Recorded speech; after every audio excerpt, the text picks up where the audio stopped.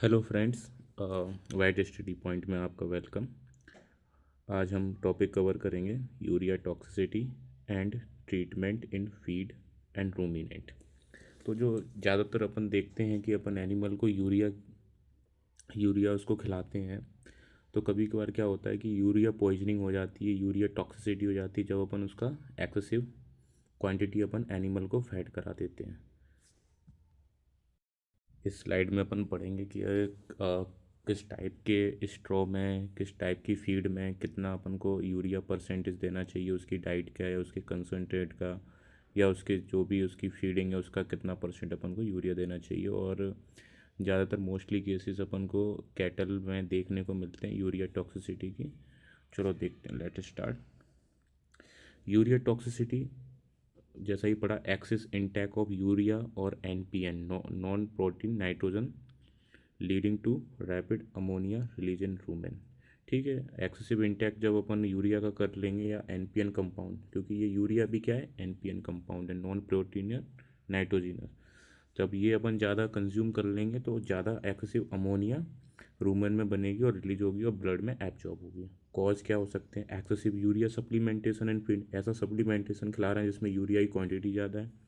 Improper mixing of urea and concentrate, अपन को अगर सही जानकारी नहीं है कि कितना कंसनट्रेट का कितना परसेंटेज अपन को यूरिया उस डाइट में मिलाना है, तो उससे कारण क्या हो सकता है? इम्प्रॉपर मिक्सिंग हो सकती है।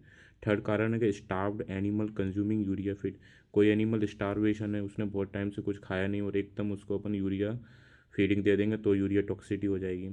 सडन यूरिया फीडिंग इन काव, जो काव्स होते हैं इनमें बेसिकली जब तक कि इनका रूमेन डेवलप नहीं होता, रूमेन कब तक डेवलप होता है? Up to the 6 month of the as.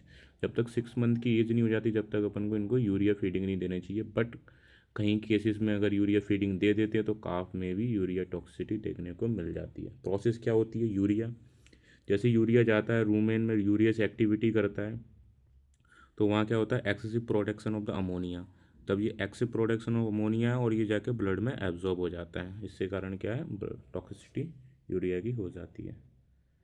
तो अच्छा, ये यूरिया ज़रूरी क्यों है एनिमल को? अगर यूरिया अपन टॉक्सिटी क्रिएट करता है तो यूरिया अपन को इसलिए ज़रूरी है एनिमल के, अगर इसकी एक्सेसिव क्वांटिटी है तो ये टॉक्सिटी कॉज करेगा। लेकिन यूरिया अपन को चाहिए क्यों? क्योंकि रूमेन में जो रूमेन माइक्रोब है इनको नाइट्रोजन चाहिए। ये क्या यूरिया प्रोवाइड कराता है? नाइट्रोजन रूमेन माइक्रोब को for the microbial protein synthesis करने के लिए। तो ये यूरिया का काम रहता है। अब नेक्स्ट स्लाइड क्या कह रहा है? Urea toxicity and cattle. Cattle में यूरिया टॉक्सिटी देखेंगे, दो तरह से देखेंगे। एक तो ब्लड में देखेंगे कि यूरिया का कंसंट्रेशन कितना, एक देखेंगे रूमन में कितना यूरिया का कंसंट्रेशन है। तो ये याद रखना है ना, कभी भी दो एक तरफा नहीं देखना है, दो तरफा देखना है। रूमन में जो अमोनिया का कंसंट्रेशन है अगर 80 मिलीग्राम पर 100 ml चला गया तो यूरिया टॉक्सिटी हो जाएगी। नॉर्मल अपन 5 to 8 मिलीग्राम पर 100 ml रहना चाहिए। और ब्लड में अमोनिया का कंसनट्रेशन कितना एक्सिड कर जाए, कितना हो तो टॉक्सिटी हो जाती है 1 mg/100 ml। तो ये अपन को मेजरमेंट दोनों याद रखने। फिर आता है treatment of urea toxicity in cattle. Normal सी बात है, आप सब पढ़े होंगे या जो नए होंगे जो फर्स्ट ईयर में होते हैं तो उनको ये पता नहीं रहता यूरिया टॉक्सिटी का क्या ट्रीटमेंट रहता है क्या। तो ये देखते हैं ट्रीटमेंट। 20 से 45 लीटर कोल्ड वाटर देते हैं, मे बी 40 35 लीटर इसके बीच की रेंज है जो कितना भी कोल्ड वाटर दे दो। ये कोल्ड वाटर क्या करता है? Inhibit the ureolytic activity. ये यूरियोलाइटिक एक्टिविटी को इनहिबिट कर देता है। फिर क्या होता है? ड्रेंचिंग, माने उसको अपन पिलाते हैं। 4 to 6 लीटर 10% एसिटिक एसिड। तो मतलब कि ये समझ में आया कि 4 to 6 लीटर अपन को 10% एसिटिक एसिड देना है। इससे क्या होगा? Neutralising the releasing of the ammonia, ammonia को न्यूट्रलाइज करेगा, रिलीजिंग को। बेसिकली अपन ड्रेंचिंग, कहीं कहीं जगह पे 5% ऑफ एसिटिक एसिड भी लिखा रहता है लेकिन फिर उसकी क्वांटिटी ज़्यादा देनी पड़ती है, तो डोंट वरी, ये याद रखिए 10% of acetic acid. Urea treatment of feed.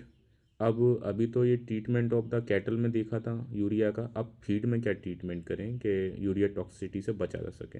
तो कुछ ये मेजरमेंट दिए, कुछ फीड दिए हैं जिसके अंदर अपन को कितना परसेंट ऑफ द उस फीड का देना चाहिए। जैसे अपन कोई भी राशन दे रहे हैं तो उसका ओवरऑल ड्राई मैटर जो भी है राशन दे रहे हैं उसका 1% दीजिए। कंसनट्रेट दे रहे हैं तो जो जितना भी जो कंसंट्रेशन है जो फीड में, जो फीड तैयार किया उसमें आप जितना कंसंट्रेशन दे रहे हो उस कंसंट्रेशन का 3% दे दीजिए अब यूरिया, तो कोई दिक्कत नहीं है। ड्राई रफेज जो सूखा होता है रफेज स्ट्रॉ, उसमें अपन 4% ऑफ द स्ट्रॉ, अगर 100 kg अपन ने स्ट्रॉ लिया है तो क्या होना चाहिए, 4 kg यूरिया होना चाहिए। ठीक है, ये फॉर एक एग्जाम्पल के तौर पे। फिर सक्लेंट रफेज होता है जिसके अंदर ज़्यादा मॉइस्चर कंटेंट होता है, तो उसमें अपन कितना देते हैं, उसमें कम देते हैं, 0.5% ऑफ द वेट फीड या वेट मटेरियल जो भी है। तो ये अपन को मेजर ये याद रखना चाहिए competitive exam and urea feeding treatment में बहुत इंपॉर्टेंट है ये चारों की चारों आपको याद होने चाहिए। राशन कंसनट्रेशन ड्राई में कितना देंगे, सक्लेंट में कितना देंगे। नेक्स्ट देखते हैं। हाँ, note, urea should never feed to young, ये अपन ने स्टार्टिंग में बात पढ़ ली थी कि अप टू द 6 मंथ की एज तक नहीं देना है। मोनोगेस्टिक एनिमल में तो बिल्कुल नहीं देना है, dog and pig etc। Note, और क्या लिखा है, नाइट्रोजन कंटेंट ऑफ यूरिया, ये एक बहुत ऑब्जेक्टिव क्वेश्चन बनता है कि भाई जो एनपीएन में जो यूरिया है उसमें नाइट्रोजन कंटेंट कितना होता है, तो अपन लिखेंगे 46%। During urea treatment of the straw, जब भी अपन यूरिया ट्रीटमेंट कर रहे हैं स्ट्रॉ का, तो अपन को ये तीनों रेशो याद होना चाहिए, वाटर और यूरिया, मतलब कितना यूरिया में कितना वाटर मिलाना है, तो 10:1 रहेगा। ठीक है, और नाइट्रोजन सल्फ्यूर रेशो कितना हुआ, 10:1, और स्टार्च यूरिया रेशो कितना हुआ, 10:1। मतलब क्या समझे स्टार्च यूरिया रेशो, मतलब कि 1 kg स्टार्च पे 100 ग्राम यूरिया। तो ये सारे रेशो याद होने चाहिए, बहुत मोस्ट इंपॉर्टेंट हैं ये। यूरिया प्रोडक्ट, कुछ प्रोडक्ट हैं जो मिलते हैं मार्केट में, वैसे इंपॉर्टेंट नहीं है, लेकिन हाँ रिटर्न अगर लिख रहे हो तो उसके लिए थोड़ा लिख दोगे तो अच्छा रहेगा। एग्जांपल यूरोमोल, यूएमएमबी, ये मोलेसिस करके है, यूरिया मोलेसिस इसका फुल फॉर्म रहता है। फंक्शन ऑफ एनपीएन, ये भी स्टार्टिंग में बात कर ली था कि भाई एनपीएन फिर जरूरी क्यों, क्योंकि नाइट्रोजन प्रोवाइड करता है for Roman microbe for the synthesis of microbial protein. Thank you.